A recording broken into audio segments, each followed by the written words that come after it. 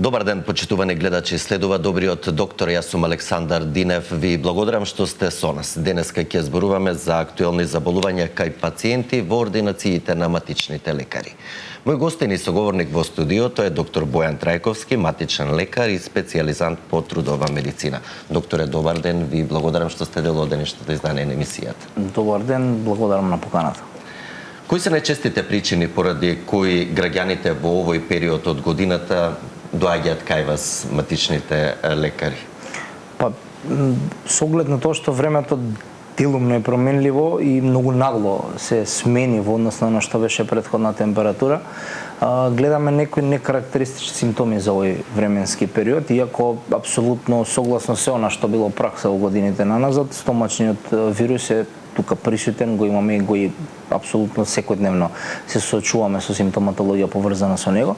Меѓутоа, некарактеристично гледаме и горно и долно респираторни тегоби, односно патологии, кои што ги третираме и кои што во принцип не биле случаи наназад години. Можеби со ковидот се случуваше, меѓутоа е нешто што за овој временски период горно и долно респираторните промени, односно конкретно синузитот и бронхитот како патологија е нешто што е некарактеристично, меѓутоа овие нагли временски промени нормално и се поголемата раздвиженост на луѓето донесуваат до чести вирусни, но и секако бактериски инфекции кои што ние треба да ги третираме, односно збринеме.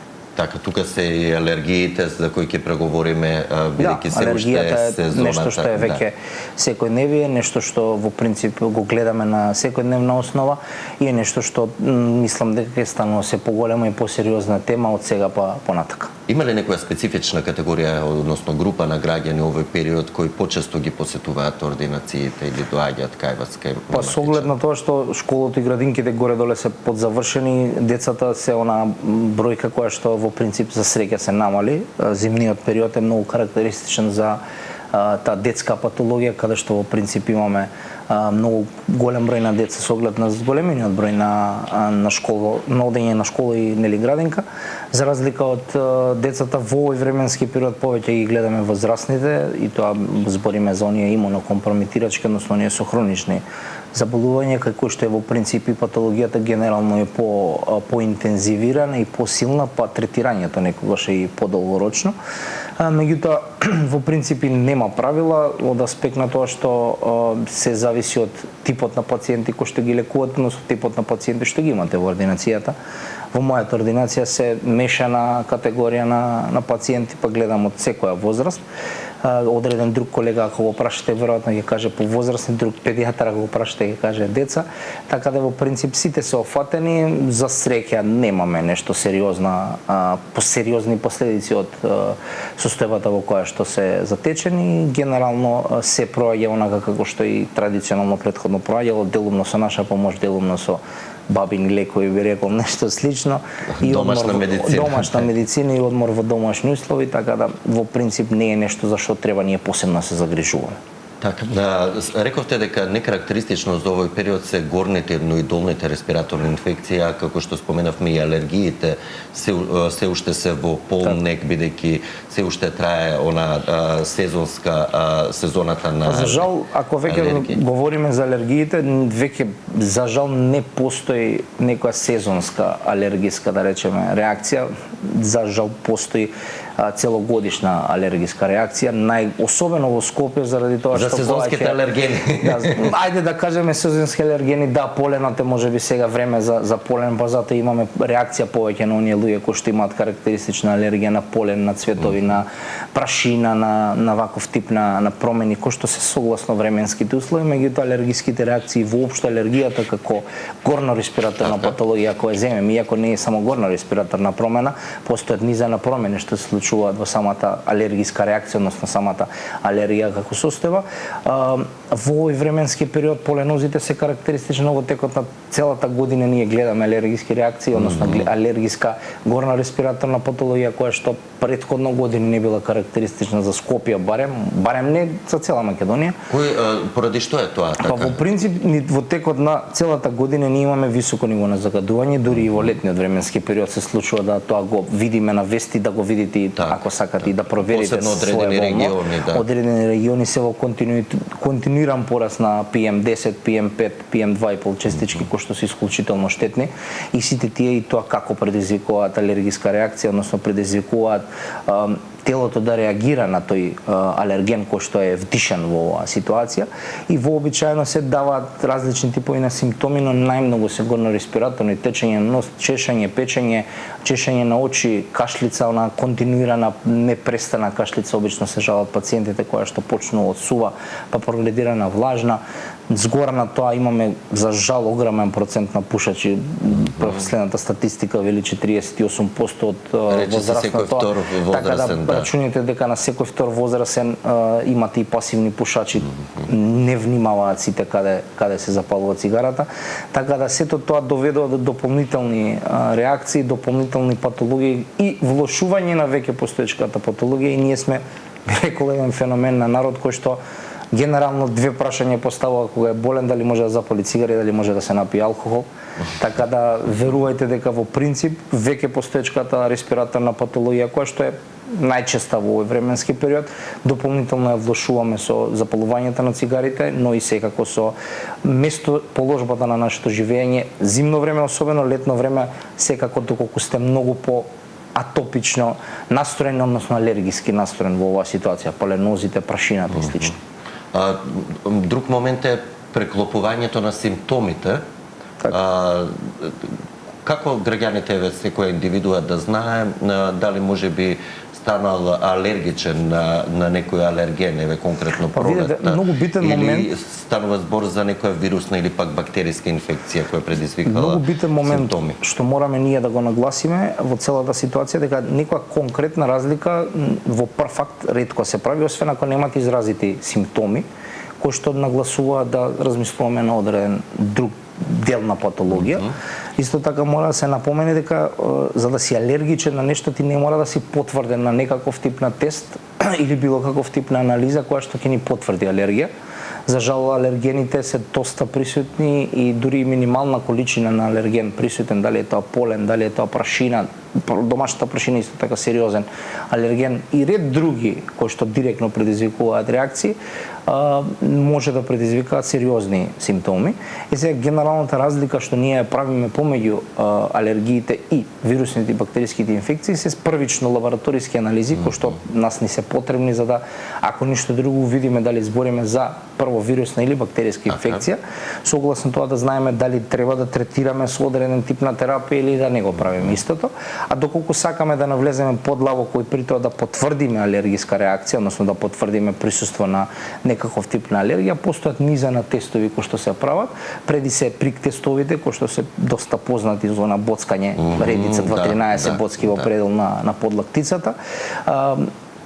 Инхалациони тестови, бронходилататорни тестови, спирометриски наоди каде што се испитува дали имаме обструктивна рестриктивна промена на дорно респираторна патологија и секако мора да ги напоменеме и оние алергиски тестови преку крв, државните и приватните лаборатории можеби на општо гледачите ги имаат забележено каде што имате низа на алергени, дали се тоа врзани со прашина, дали е тоа врзано со храна, дали е тоа врзано со одреден тип на лек или нешто слично.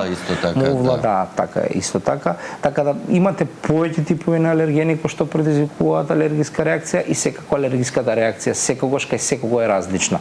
Во секој случај, што и да се случува, треба да се третира доколку тоа смета матичниот дека има потреба, а во одредена ситуација, ако конкретно збориме за вирусна инфекција, вообичаено единствено што ние правиме е да му потпомогнеме на организмот имунолошки да закрепне. Така е. Не треба да се бомбардираме со други лекови. Пред да продолжиме со вирусите и кои се актуелни вируси периодов, да ги слушнеме прашањата и од нашите гледачи. Почитувани во програма сте, повелете. Добар ден. Добар ден. Поздрав до водителот и до докторот. Поздрав и добар. Сакам да поставам едно прашање на докторот. Повелете. Јас сум возрастна особа од 71 година. Порано знаевме само дечињата не добиваат алергии на било на почеток на некоја храна, на некоја хемикалија. Сега јас со 71 година почетно се среќавам со алергии. Дали е тоа на на трева на пример, на храна, на овошје, на хемикалии. Зимам многу јака терапија. Викам, дали е можно да е тоа да ослабен имунитет или да ми појасни докторот од што може. Постојано се сретнувам со некоја алергија. Например, еве пред некој ден на 3% хидроген. А знаеме колку е тоа потребно за некоја раничка или за било што да го употребиме. Значи, почесто на овоше, малини сум јадела, јагоди сум јадела, сега пројавив алергија и на тоа. На повеќе видови, значи. И на хемија, еве, што користиме во домот. Ма дали е тоа дослабен имунитет? Зашто зимам многу јаки терапии, за притисок, имам кардиоваскуларни проблеми и така. Секако ќе добиете појаснување, ќе добиете совети и препораки, секое добро, господјо. Повака, во принцип, некоја посебна етиолошка причина за да се развие алергија не постои, односно ние не можеме да кажеме дека заради пат на имунитет реагира телото. Во принцип нема ни старосна граница кога може да се јави алергијата. Алергијата може да се јави на 5 години, на 55 и на 100 години, што се вели. Така да можам да нагласам дека во принцип промената на начинот на кој што живееме, првата работа, втората работа местоположбата, односно околината и преди се климата во која што сега во моментов функционираме и тоа како влијае на нас. Скопје е исклучително загадено за време на зимскиот временски период и сето тоа предизвикува и тоа како големи промени во делот на имунолошкиот систем и нормално во делот на тоа како нашето тело реагира. Господја, да спомнам многу терапија. Има едно правило во ситуација кога имате потреба за некаков тип на терапија, многу е попаметно да ја земете таа терапија отколку да не ја земете. Со оглед на тоа што нагласи дека и кардиоваскуларен болесник и слично, апсолутно има потреба и треба да се ја зема терапијата, дека таа терапија доведува до нејзино посилно или поинтензивно реагирање на алергени, апсолутно не. Веројатно телото самото на себе преди се е изложено на сериозни алергени, кои што алергени сами по себе реагираат, односно телото реагира на самите алергени и при тоа се брани, најпросто кажано.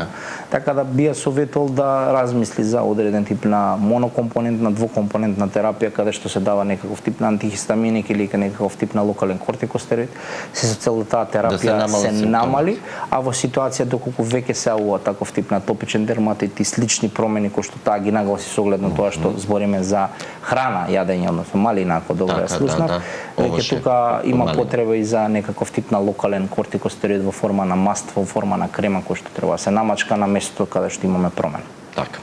Ќе вклучим уште неколку гледачи. Добар ден, во програма сте, повелете. Ало, добар ден. Добар ден, ве слушаме.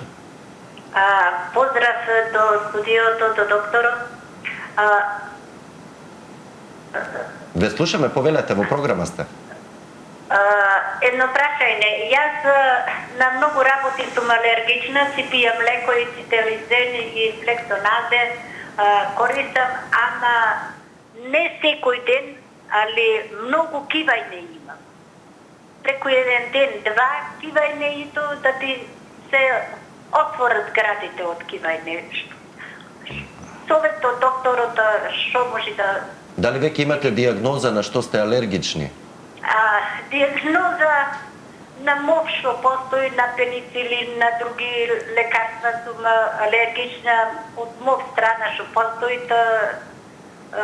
исхрана, то ништо не можам да конзумирам, на копива, на лук сум алергична. Дали кивањето ви е резултат на после излегување од природа или еве докторот може да ве потпраша уште нешто? Излезам, јас сум од рурална средина, да излезам надвор, малце нешто да подвижам, да поработам, па кога ќе влезам дома по некое време, тогаш кивањето и то не е еднаш два пати, него во континуитет. Поќе. Така. Во ред ќе добиете совети и препораки, но и одговор зашто тоа се случува. Секое добро, господјо. Фака, некогаш ние не можеме да дајме точен и конкретен одговор зашто алергиската реакција е интензивирана. Најпросто кажано, ако нивото на алергените е зголемено и нашето изложување на истите е зголемено. Затоа и потпрашав дали надвор шетала во нејзината ситуација, со алергени, што ме во контакт со алергени со оглед на тоа што телото е кај нејзе очигледно реагира на огромен број на алергени, што преку храна, што преку полени, прашини, растенија и слично. Едино нешто што првично би можел да ја советуваме дома кога ќе бидат, прво да го проветруваат просторот многу почесто, да најпросто кажа направат една мала промаја да малку се очисти просторот, редовно да се одржува хигиената дома и редовно да се брише прашината за да не се реагира и на тоа. И третата работа е доколку долго време го прима антихистаминикот кој што го прима, мала промена да направи, да има нови генерации сега на лекови кои што може да направат разлика и кои што би требало да бидат аплицирани во ситуација доколку телото веќе има, најпросто кажано, некаков тип на навика на тој лек и таа концентрација да е достигната, па е добро да се смени во одреден временски период типот на лекот, се со цел да имаме офаќање на други алергени.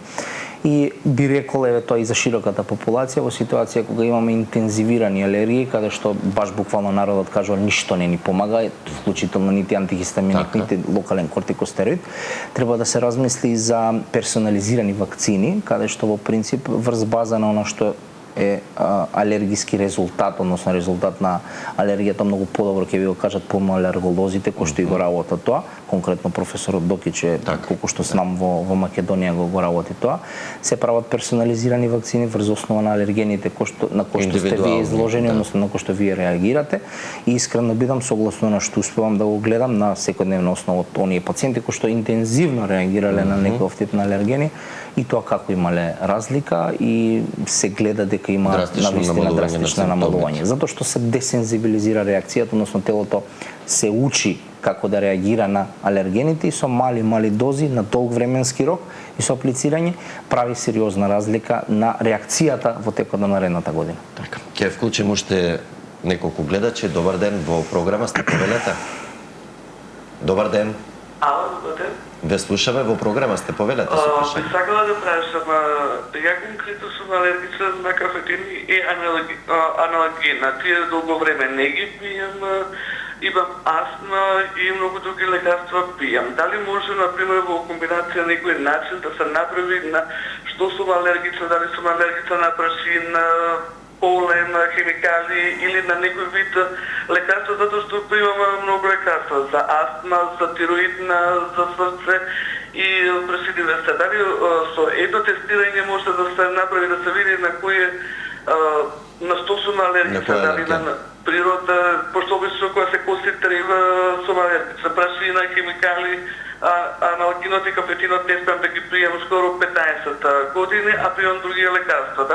Тестирањето, дали со едно тестирање може тоа да се види на што конкретно сум алергична, дали на јадење или на некој од лекарствата што ги пијам дома. Во ред, да, секако пред малку го коментираше доктор Бојан, но ќе повтори уште еднаш како може да дознаете, да испитате на што сте алергични. Целосна анализа на тоа дали сте алергични на се, најпросто кажано, можно е преку крвта, меѓутоа постојат и други типови на тестови и не е паметно да се земе во обзир само еден тест, заради тоа што ни треба повеќе докази за ние да потврдиме дали имаме одреден тип на алергиска реакција, односно како што нагласи и не секој тест и негативноста на тестот потврдува дека ние може да немаме никаква реакција, заради тоа и се прават спирометриски анализи, конкретно ако имате долно респираторна патологена интензивна кашлица, па во многу чести ситуации крвните анализи на тестот или прик тестовите што се прават на кожа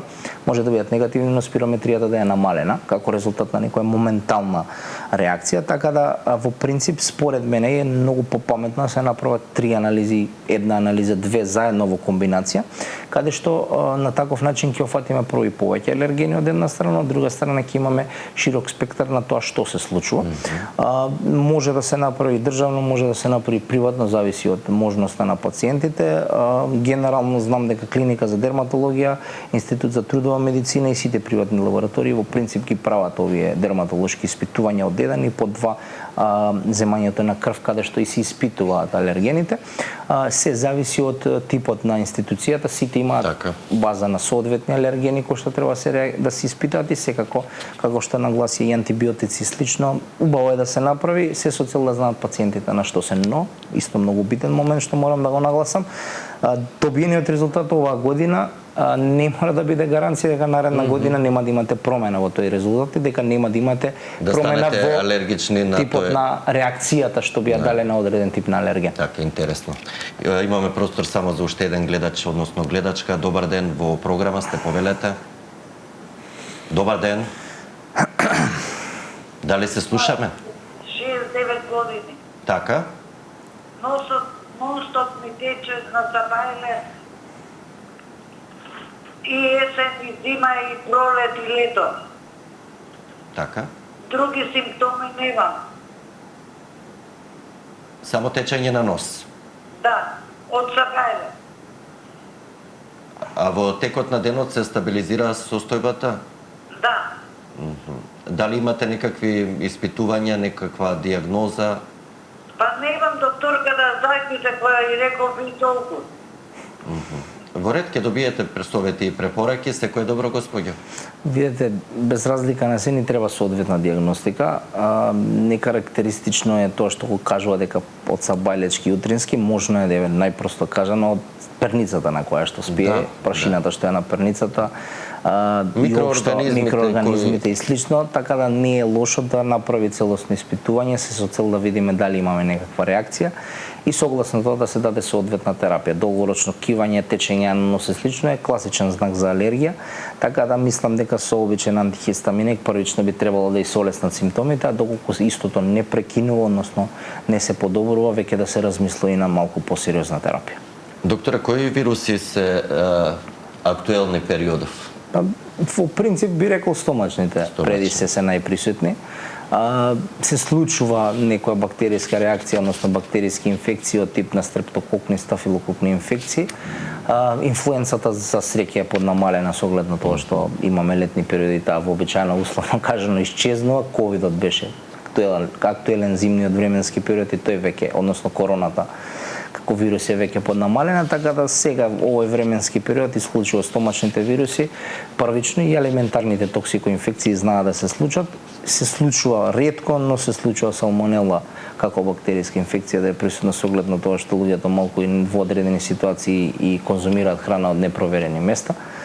Паразитски заболувања и слично, така да во принцип е тоа нешто што е актуелно за овој летен временски период и нормално самата климатска промена, да речеме конкретно и местоположба, сите заминуваме на одмор па се враќаме, тие гужви сами по себе донесуваат одреден тип на симптоматологија која што најчесто сите ние сме ја поминали или ќе ја поминеме.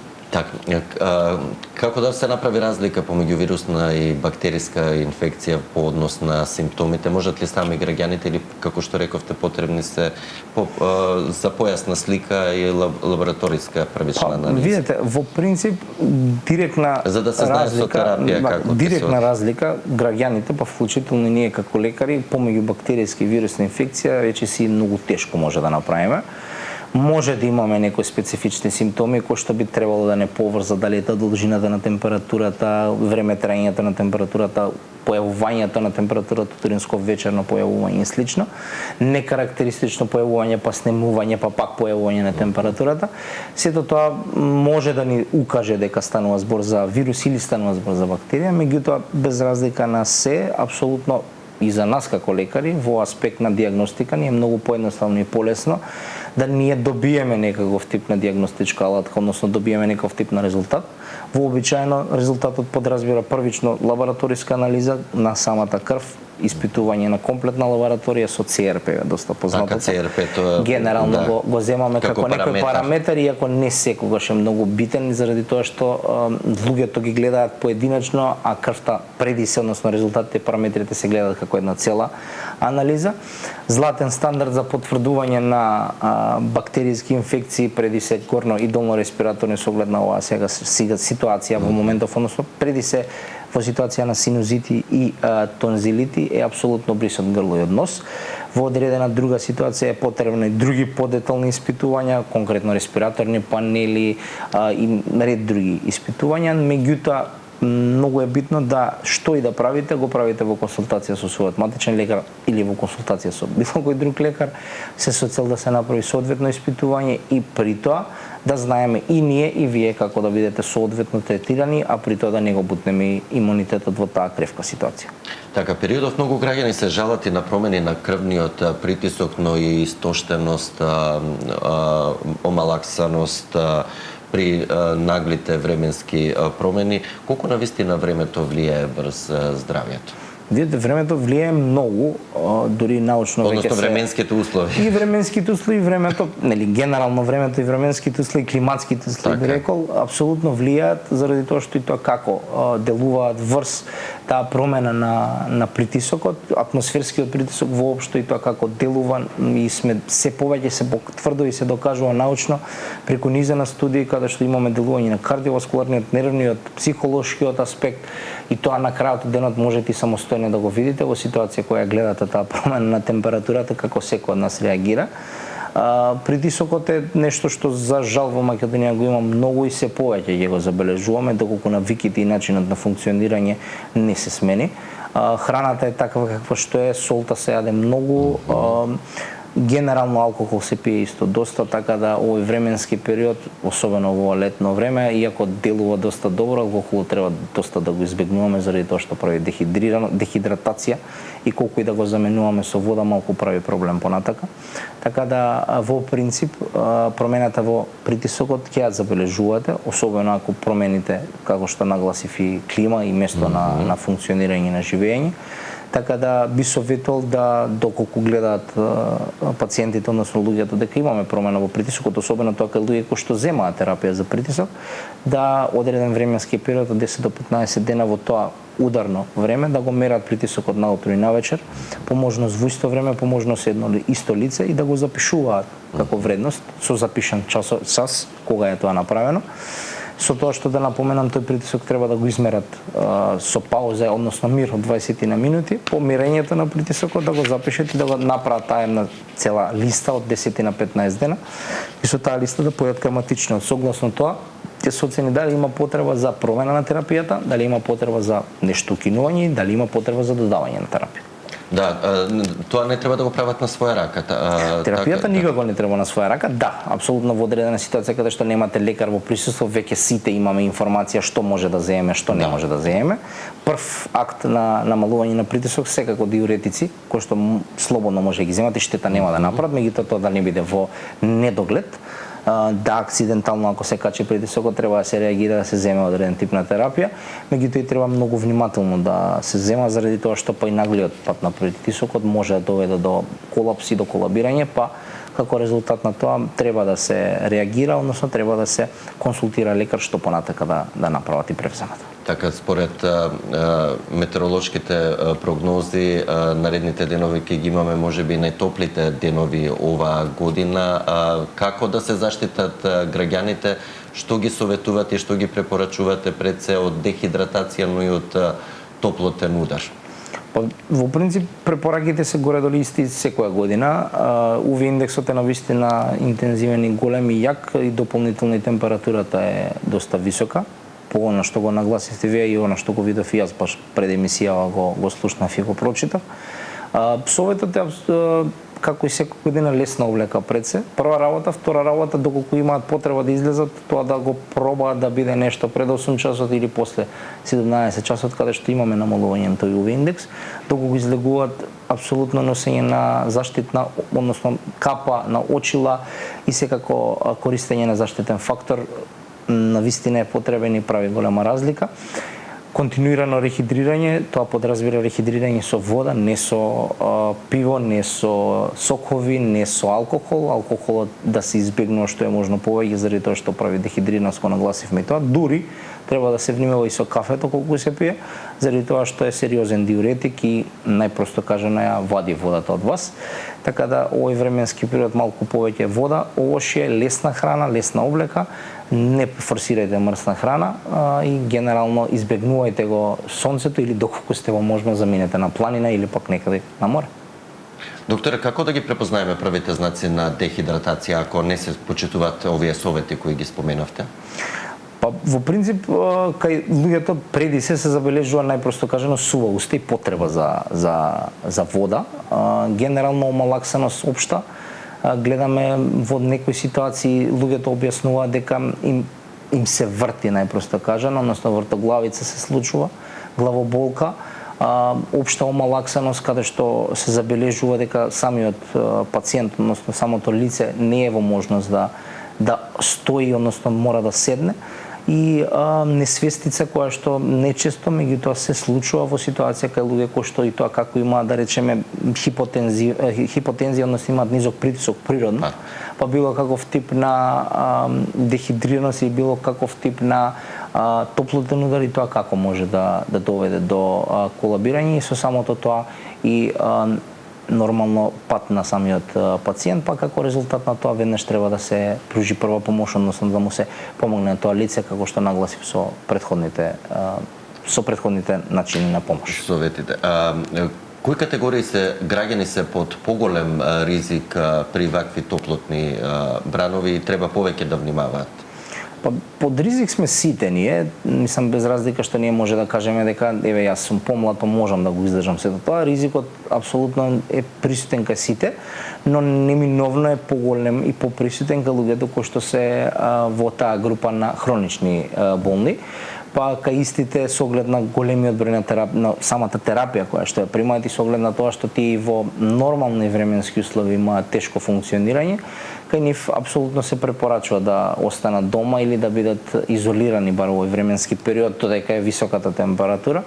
Луѓето кои што се со астма, луѓето кои што се со хоп, луѓето кои што се со хипертензивни состојби, луѓето кои што се диабетичари, луѓето кои што имаат кардиоваскуларни заболувања, сите тие се една група на пациенти кај кои што треба да се внимава, односно сите тие треба да внимаваат и да се придржуваат до советите и нормално да не излегуваат надвор додека се овие високи температури. Што ги советувате вашите пациенти сепак и индивидуално, меѓутоа колку литри вода, односно течност, не алкохол?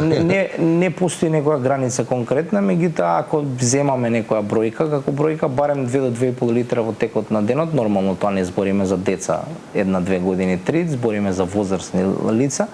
Така да генерално 2-2,5 литра на вода во текот на денот апсолутно е потребно, но на крајот денот секој се чувствува и треба да конзумира оно колку што смета дека има потреба. Некои правила велат дека 8 чаши од 250 мл во текот на денот се некоја доза која што е условно кажано препишана и треба да се пие. Меѓутоа, пак ќе нагласам, се зависи од тоа што правите во моментот, се зависи од тоа каква е состојбата во која што сте во моментот и апсолутно се зависи од вашата потреба. Нормално 10 литрна вода не е препорачливо, така да оценете сами, меѓутоа придржувајте се, бидејќи сепак се работи во наш интерес, односно во нивен интерес. А покрај освен водата, кои се вашите други препораки за зачувување на здравјето во текот на се уште пролетните, но и летните денови кои предстојат? Секогаш кога ме прашуваат за конкретно, ако збориме за имуниот систем, односно како да го избустираме имуниот систем и дали можеме нешто да земаме, генерално најдобриот совет и она што мене ме учели и она што мене ме советувале повозрастни и посоодветни поискусни лекари е дека начин на бустирање на имунитет со лекарства речиси да не постои. Да, постојат некои лекови, витамини кои што може да направат некоја разлика, може да ни направат малку подобра свесност, би рекол. Меѓутоа во принцип советот кој што можам да го дадам е да луѓето се хранат првично здраво, да во овој временски период имате на претек и овошји и зеленчуки, треба да се што повеќе конзумира тоа месото, барем овој временски период можеме да го избегнеме или да го наведеме до минимум. Риба е како добар извор на омега-3 масни киселини и е навистина добра и треба да се конзумира летен временски период и секако добар сон. Сонот е клуч и сето оној човек кој што ќе ви каже дека со 3 до 4 сата е навистина добро и наспан и може да функционира, лаже или пак се лаже самиот себе. Така да сите студии потврдуваат 6, 7, 8 часа е некое време каде што имаме потреба соодветно да го одмориме организмот, а со самото тоа и да го избустираме имуниот систем. Ви благодарам за одвоеното време, за советите и искуството кои ги споделивте со нашите гледачи и те очекувам да бидеш повторно дел од Добриот доктор. Благодарам на поканата, секогаш е задоволство да се гостувам. Благодарам.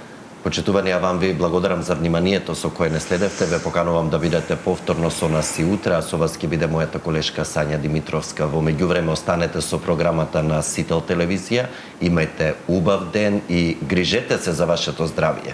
Пријатно!